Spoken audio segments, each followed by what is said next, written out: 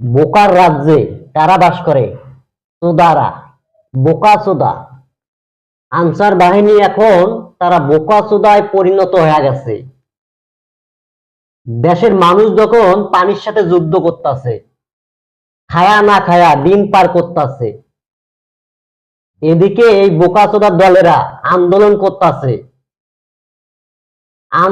করতেছে। ভাই, একবার ভাবুন, ঠান্ডা মাথায় একবার ভাবুন, এরা কি মানুষ? এরা কি আজও মানুষ?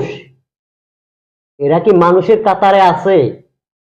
আরে বোকা চোদা, তোদের যে এতই শখ আন্দোলন করার, 17টা বছর কেন কেন আন্দোলন করলি না?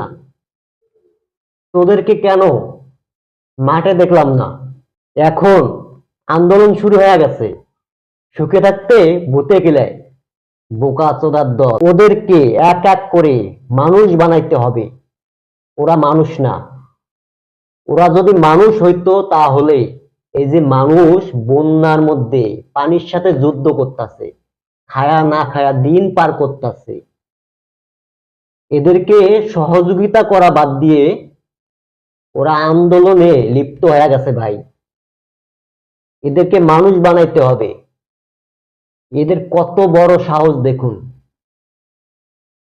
এদের এত সাহস, অনেকে সোশ্যাল মিডিয়ায় বলতেছে এদের কোনো প্রয়োজন নাই, এদের কোনো কাজ নাই, এদেরকে বিলুপ্ত করা হোক।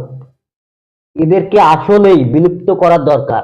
এরা 17টা বছর, এই যে যে সরকার গেল গা, চলে গেল ভাই, তার কি করছে জানেন? ওই যে ভোটের সময় শুধু ভোট চুরি করছে। এরা কি করে জানেন? ওই টিওনের অফিসে, ওই বিমানবন্দরে কিছু থাকে, এরা দুনিয়ার খারাপ ভাই। এদেরকে খালি ঘুষ দেওয়া লাগে, এদেরকে দিয়ে কোনো কাজ হয় না।